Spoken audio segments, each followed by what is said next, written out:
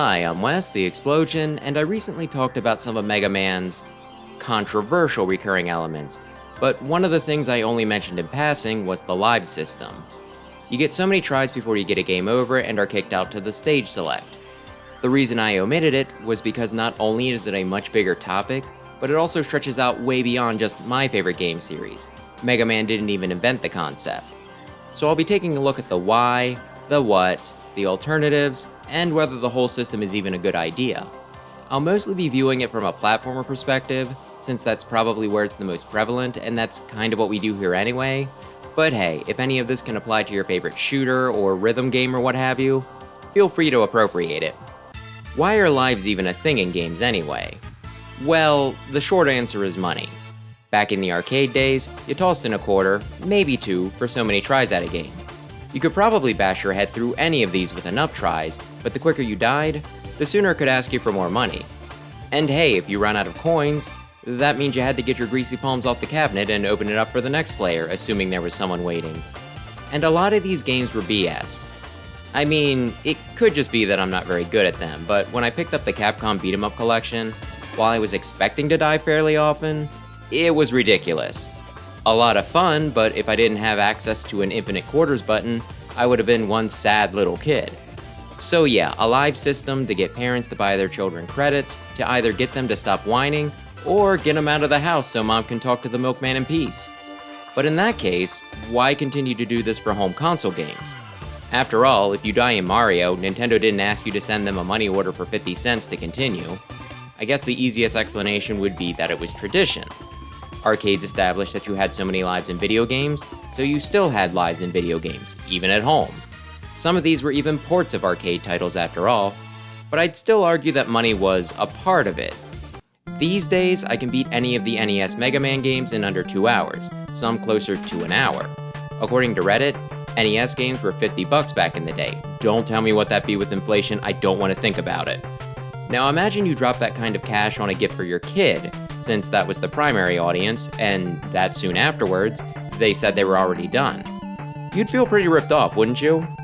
People got mad at Metroid Dread being $60, and that one will probably take you about 10 hours to beat the first time.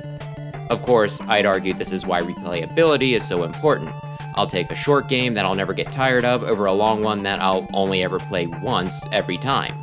But back to the discussion at hand.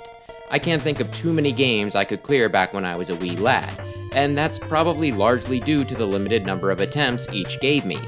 It felt like a huge accomplishment when my brother and I finally managed to beat Separation Anxiety, which is probably why I still remember it being the first game I ever cleared. SNES was my first console. So I'd say that by increasing game length, perhaps you could say artificially, it made them seem a lot more worth the price of admission. It works because we're stupid. As for what game overs even mean in a game, well, it varies from title to title. Almost without fail, dying when you still have some extra lives will boot you back to a checkpoint and you'll continue from there. Though there are also those that will just spawn you nearby instead. If you lose them all though, sometimes that just means you have to restart the stage from the beginning. But for others, like early Super Mario titles, it'll make you try again all the way from the title screen. Talk about harsh. Maybe you'll just have to load from the beginning of the world you're on instead, like in Sonic. There are others where you'll have to start from your last save point, like in Donkey Kong Country. Save points are one per area, typically near the end. If you happen to die right after saving, no big deal, just reload. If you've been struggling though, and you're one life from a game over, but just one stage clear from Candy Kong, the pressure is on. And hey, maybe if you reach the funky flights for the area, you go back to the previous set to save there. It's not too stingy, but not too generous either. For non-linear games like Mega Man, you might just be kicked off to the stage select, so that you can reevaluate your options. But almost always, a lost life is a loss of progress, and a game over even more so. Does this system actually add anything, or just drag things out?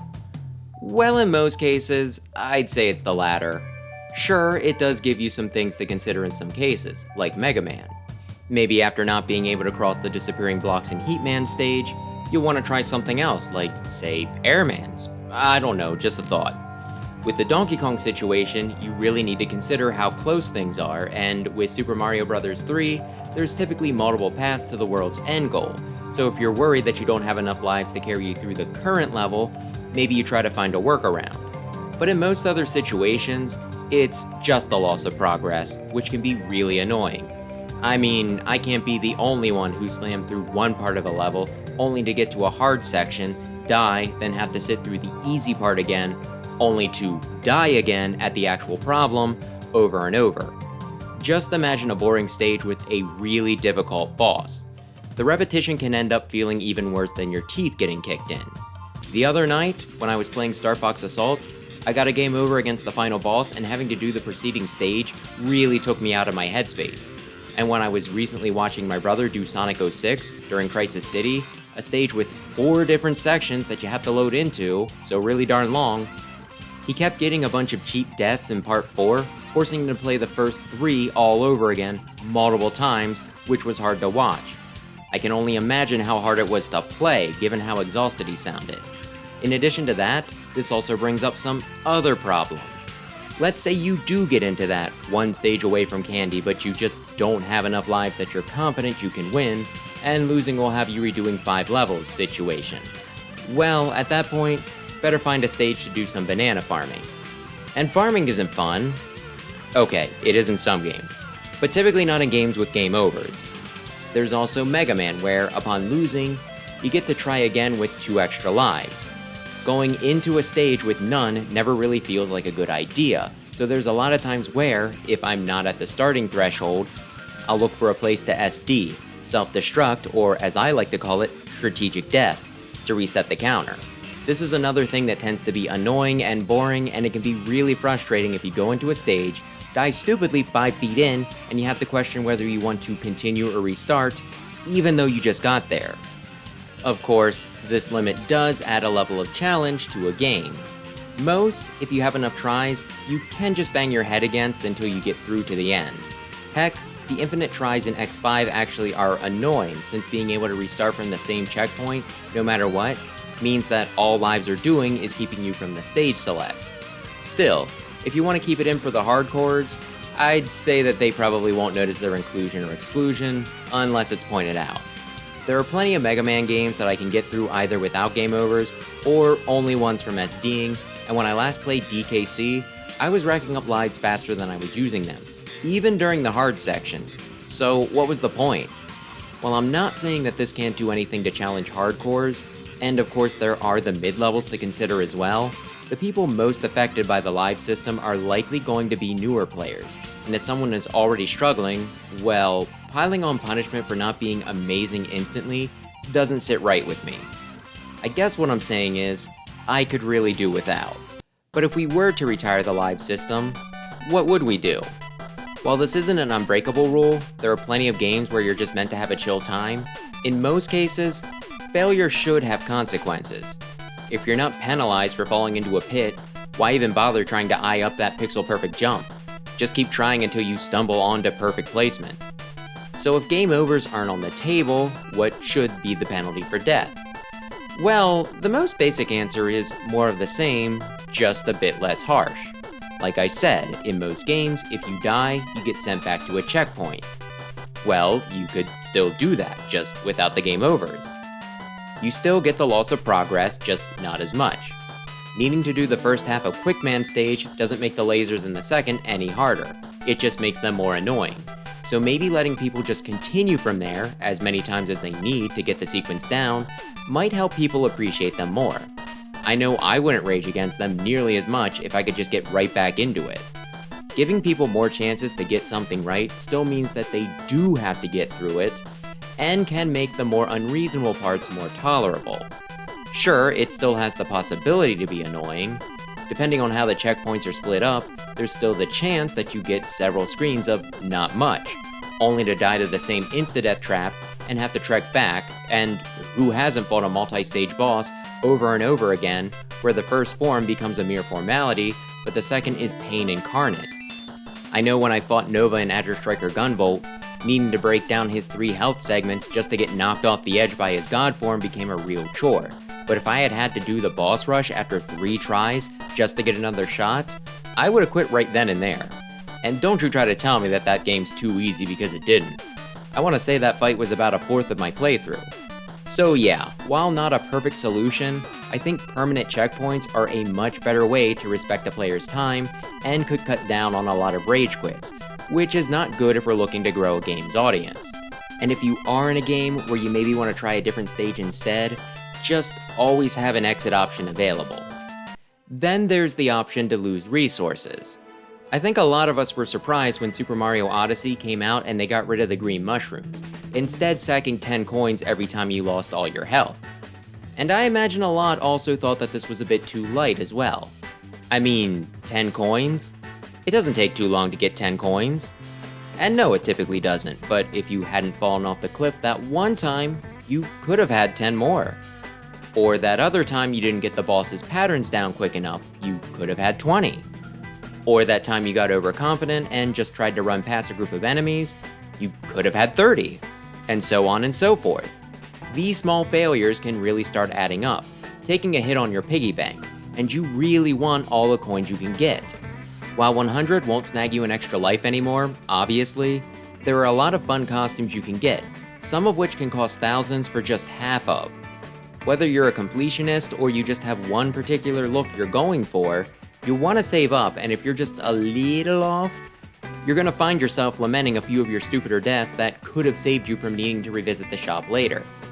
And if you're the type to say that aesthetics don't matter, well, you can spend those coins on a temporary boost for your health circle, or even on power moons, which will raise your count and open up areas faster early game, and I think are even necessary to get the max total post game, correct me if I'm wrong. It's good motivation to not screw up, without being soul-crushing if you do. Another example that did this earlier and more extreme is Shovel Knight. Fall in battle and you lose not a mere 10 coins, but a chunk of any money you're carrying. I'm not sure what percentage it is or if there are variables, but as a general rule of thumb, if you're poor, you won't lose much. But if you're really saving up, then you'll lose some fat sacks. Unlike Mario though, what you lose doesn't stay lost, or at least it doesn't have to. The money bags stay floating where you left them, and if you make it back, they can be retrieved. If you die before you grab them though, they will be permanently lost and you'll have a new set to either reclaim, or abandon, or just lose. This gives you something to consider. Like Mega Man, Shovel Knight isn't linear. While a game over in Mega Man is a good point to question whether you should keep going or try something else, since you haven't lost all your progress here, you might be tempted to keep going until you somehow manage to win. Knowing that you lost a good chunk of your treasure and you could wind up losing even more trying to get it back though, is a different way to get you to consider giving up. At least for now. And even if you do get back, if the sacks are floating in a bad spot, like over a pit, you also have to question whether you can safely retrieve them, or if trying will just rack up another death. Even if quitting isn't on the table for you, you still have to consider the risk. About the only time getting your money back is easy is against bosses, and given that you should probably be expected to die at least a few times against them, I really like that they just let you concentrate on the fight without needing to stress out about how heavy your pockets are. This system also does something else pretty neat. It encourages you to actually spend your money. I confess, I am the type to hold on to my resources for when I really need them. This was actually a huge problem in Bloodstain, but that's another story. I don't act miserly in Shovel Knight though, since trying to become a millionaire just means that I'm substantially increasing how much I stand to lose if I die. When I'm able to find treasure, I take it, and likewise, when I get in a position to spend said treasure, I do just that. I buy stuff I have no intention of using, and sometimes even try to calculate what combination of things I can pick up to leave myself as close to zero as possible. Not much of a loss if I'm robbed while broke. Heck, I've done this in Pokemon before facing the Elite Four to make sure that I didn't have to pay out too much if I got a party wipe.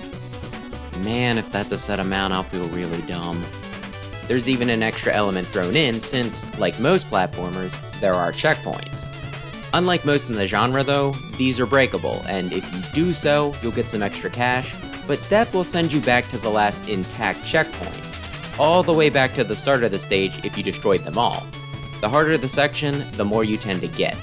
So yeah, if you're feeling cocky, bust them up and get paid, but if you can't back it up, your failure will be even more costly. Just in case you can't tell, I think this system is brilliant with its risk-reward, strategy, encouragement to shop, and just in general how it doesn't punish you with a loss of progress, but with enough of a consequence that dying is still something you desperately want to avoid. I certainly wouldn't say that your infinite tries in Shovel Knight make the game too easy.